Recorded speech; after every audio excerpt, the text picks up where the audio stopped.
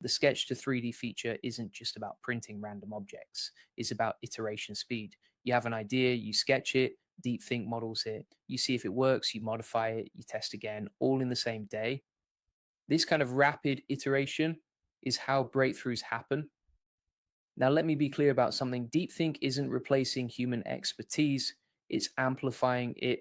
Lisa Carbone didn't stop being a mathematician.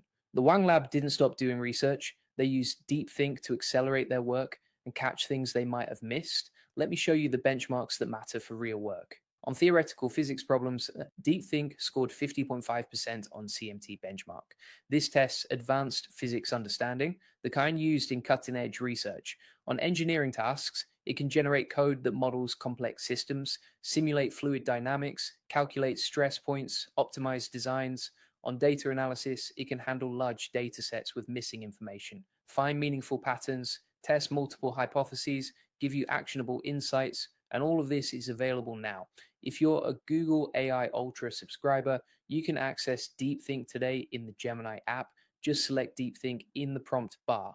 And for the first time, they're opening it up through the Gemini API. Researchers, engineers, and enterprises can apply for early access. This means you can integrate DeepThink into your own workflows, build custom tools, automate complex reasoning tasks. You could build a system that reviews technical documents and catches logical flaws. You could create a tool that analyzes experimental data and suggests next steps. You could develop a workflow that turns design concepts into testable prototypes. Now, I want to talk about what this means for the bigger picture. We're moving beyond basic AI chat, beyond simple question and answer, beyond surface level pattern matching. We're entering a phase where AI can actually reason through complex problems, where it can handle ambiguity, where it can work with incomplete information.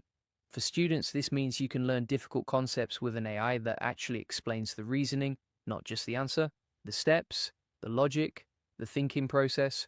For professionals, this means you can tackle harder problems, test more ideas, move faster on complex projects. For researchers, this means you have a tool that can help verify your work, explore alternative approaches, catch mistakes before they become bigger issues, and we're still early. This is the first wave of really strong reasoning models. The quality will keep improving, the speed will get faster, the applications will expand. If you're not paying attention to these tools, you're going to fall behind.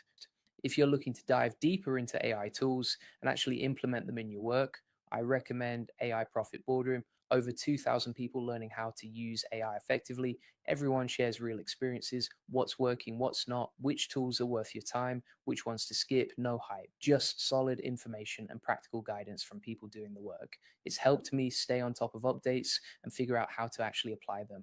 Link in description if you want to check it out. If you want the full process, SOPs, and 100 plus AI use cases like this one, join the AI Success Lab. Links in the comments and description. You'll get all the video notes from there, plus access to our community of 46,000 members who are crushing it with AI.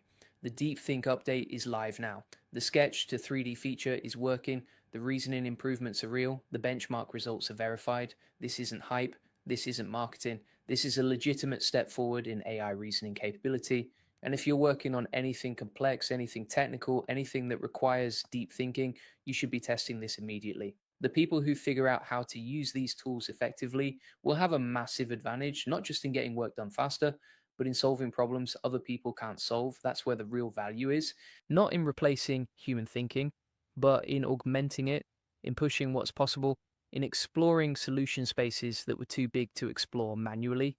Google built this by working directly with scientists and researchers. They focused on real problems, messy data, incomplete information, the kind of challenges people actually face, and that shows in the results. This isn't a toy, this isn't a gimmick, this is a serious reasoning tool for serious work. The question isn't whether these tools will change how work gets done, they already are. The question is whether you'll be part of that change or left behind by it. Test DeepThink, learn how it works, find where it fits in your workflow, and start using it before everyone else figures it out. Because once everyone knows how to use these tools effectively, the advantage disappears. Right now, there's still time to get ahead, don't waste it.